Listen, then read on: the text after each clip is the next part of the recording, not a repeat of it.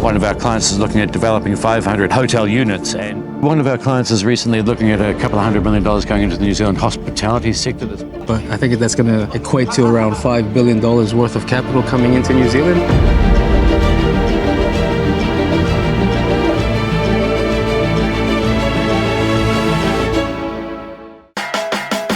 So ladies and gentlemen, welcome to another interview of Bradley and Marcus together at downtown Auckland, looking at our beautiful city here at Tamaki Makaurau.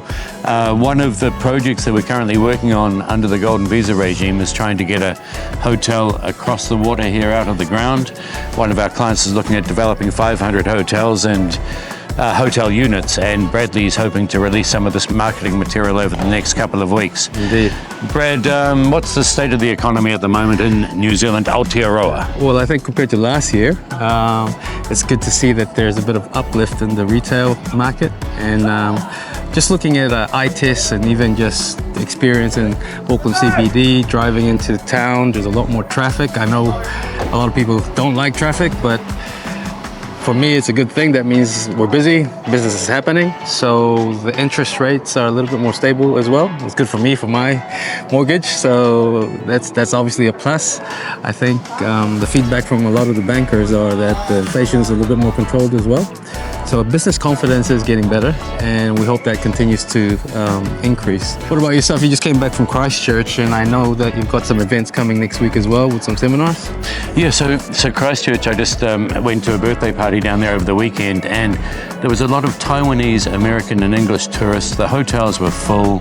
It was like $900 a night for a hotel room down there. They had the Electric Avenue, 90,000 fans going to see split ends and so on, but really alive and beautifully set out city. And just a really pleasant place to wander around, and you can see why some Aucklanders are moving down south.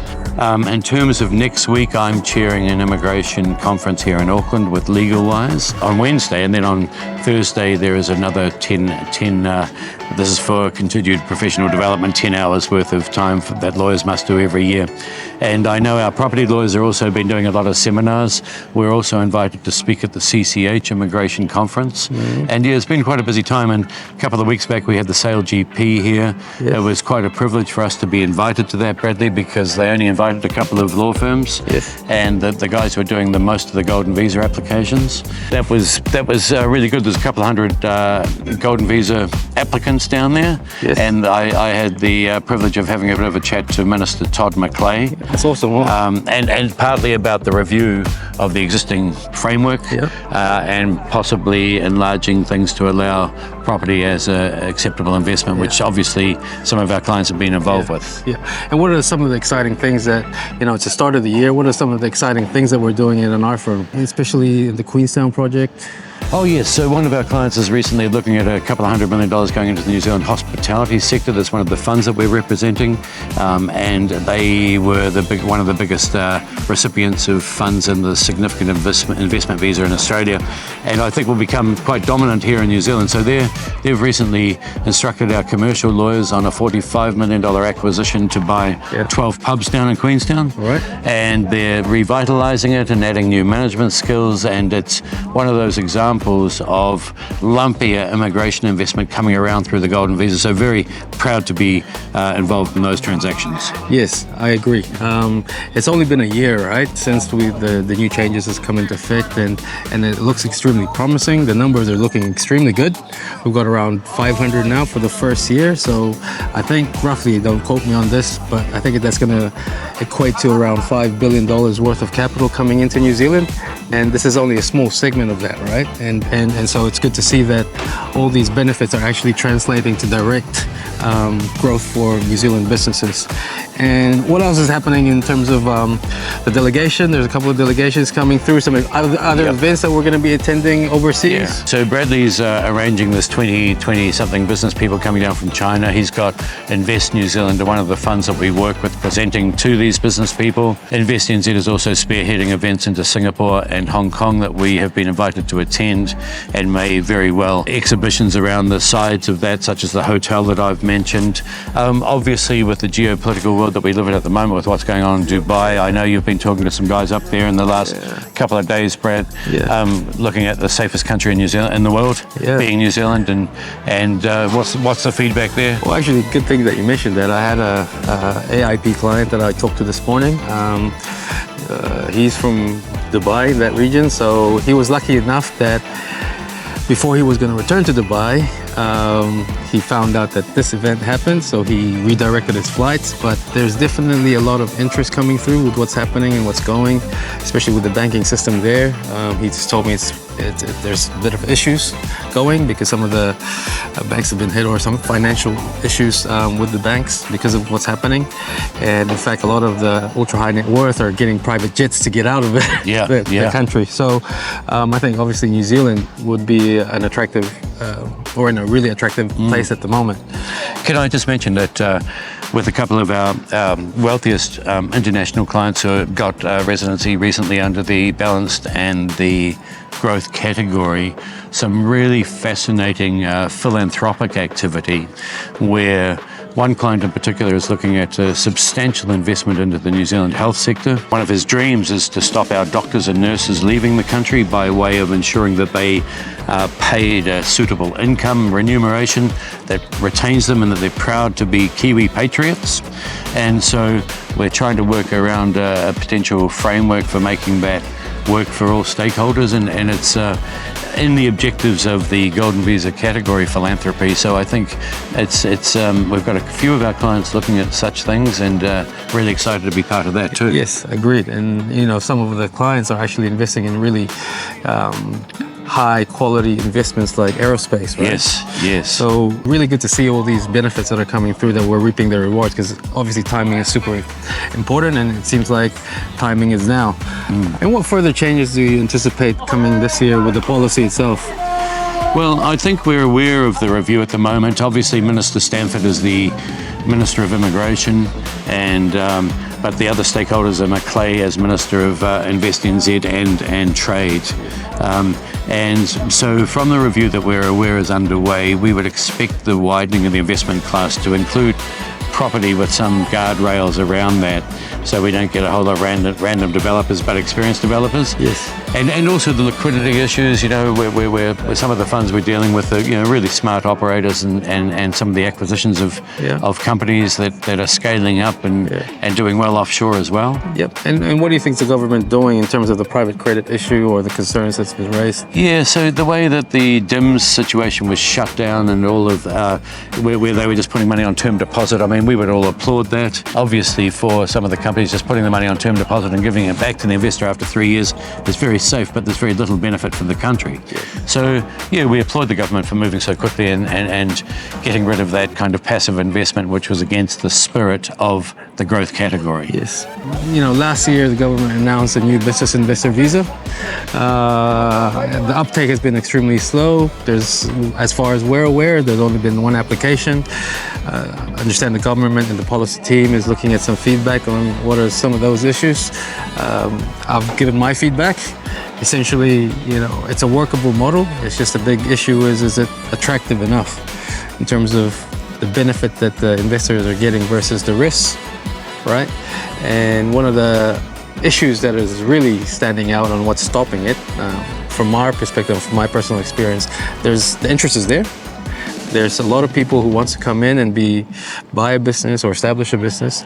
The problem is that they have to put so much effort and cost and resources in identifying the business from the very beginning without certainty that they're going to get their residence and visa, right? So one, they have to have a signed sale and purchase agreement, valuations, due diligence, and then you still haven't got the visa at that stage. You still need to make an application. And then there's a risk of the vendor actually pulling the plug because the application process is taking so long. Now, once you've gotten over that hurdle, then the next hurdle is you got to wait 3 years to get your residence, which doesn't make sense to me because there's a work to residence pathway for all these skilled migrants only for 2 years, and they're only adding, the main benefit that they're adding to New Zealand is essentially a job, right? Well, these guys are coming in, moving their whole family, investing at least $1 million, creating jobs, but they have to wait 3 years. It just doesn't make sense. Yeah, no, I see with the conditional sale and purchase of business agreement taking so long, and vendors could pull the plug, and there's a lot at stake there. It looks like that the rules could have been a bit more user-friendly to encourage more active investment into New Zealand economy, particularly with the baby boomer heading off to retirement, the succession planning. So those rules should have been more workable. Perhaps it reflects, perhaps the input of immigration consultants rather than experienced commercial lawyers and people like Chris Small at ABC. But yeah, it sounds like there's room for improvement to make it more attractive, because if you're willing to come and pump $1 or $2 million into business in New Zealand and run them for several years, the reward should include residency, and it shouldn't be so difficult. Yeah, and they want more certainty, right? Because they are taking a big risk. It takes a lot of resources and energy to run a business. Well, if we think about that, you've had a small number of applications. Obviously, you're trying to bring more in, whereas the Golden Visa is just the rules are right and it works and people are coming. And the reason is because they are given sufficient time to find the business without any too much hurdles, right? Yeah. Well, in here, you have to find the business at the outset. It seems to me a bit of ignorance there about the process of acquiring a business in New Zealand and the sort of potential roadblocks there. Yeah. But maybe you should be getting the minister and having a chat about it and trying to make it work better, and some of the policy analysts. Yeah, no, we've been invited to comment on the policy, so I've given my feedback. Right. Now, is there any big changes that you want to talk about, in particular property? Well, we mentioned it briefly, but one of the things the government's currently considering is widening the investment class to include property under the $5 million growth category. There was a lot of kind of discussions around how to do that in a way that had some consumer protection for the investors, and that you end up getting the sort of property results that are good for the country. And it's not a straightforward process, but because we don't want more slums built throughout Auckland, we want development that's good for the country. And obviously, at the moment in the city, we can look around. There's very little cranes, so the hotel project I've talked about, well, several hotels, will be a real shot of energy into the CBD, which really needs it because it's on its knees. But now that the underground railway station's finished, the International Convention Centre's finished, there's all this stuff going on throughout the world, making New Zealand more and more attractive destination. We would expect more and more property investment to come through. Sorry, what I mentioned was that the big change in terms of overseas investments. Oh, sorry. Yes, okay. Well, look, what a great question, Bradley. Today is the day that anyone under the Golden Visa, including Investor 1 and Investor 2, are able to buy homes for in excess of $5 million, or buy a land and home package and build your own home where the land and the house must exceed $5 million. You still need to go through the OIO consent process, but the fees are only $2,000 and the legal fees are quite modest as well, and it should only take 5 working days, so very few vendors will be too troubled about waiting for what should be a 99% pass rate to get approval. So it should. The only thing is there are a few little stickly points, like for example, can a Golden Visa holder attend an auction and buy unconditionally?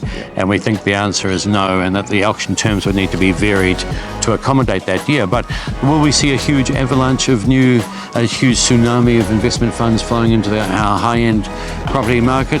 Yes and no. I expect there will be more deals. We know all the real estate agents are all getting geared up for it, and we know that in Remuera there's over, I think it's 1,000 houses valued at over $5 million. Parnell's second, Queenstown's third, or something, Herne Bay.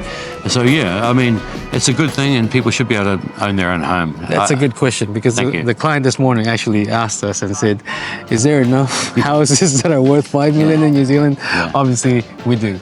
And on a final comment, do you see an uptake on purchaser agents with regards to this?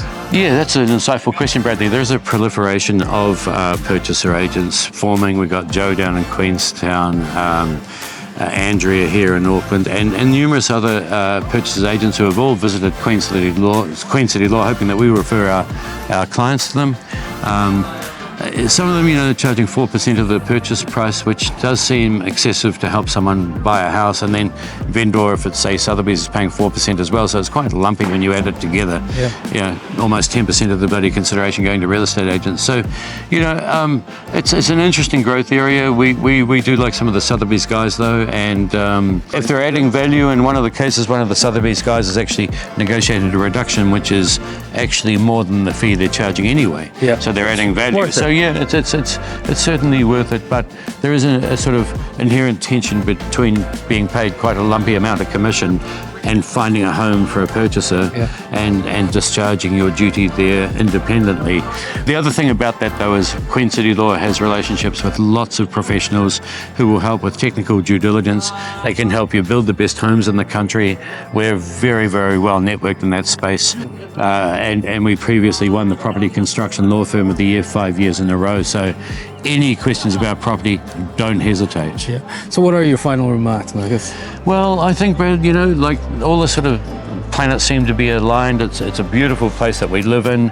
We have numerous clients we are the city of sales. Here we have motorboats. Down that way there is thousands and thousands of yachts. The Sail GP was an amazing event, the Kiwi Ingenuity. It's a wonderful country we live in. Sometimes I think we undervalue, our own country, but it is a magnificent place to live. And Brad and I are just really happy to assist anyone with any queries in any of the immigration spaces. Brad has a really big team, and they're very client-centric and happy to help. So, don't hesitate to reach out. Even if you think it's a stupid question, let us have it. And we can help you with the immigration, with property, with tax, with commercial law, and everything else in between. Great. Thank you, Marcus. Thanks, Brad. What about my hair? Is my hair okay?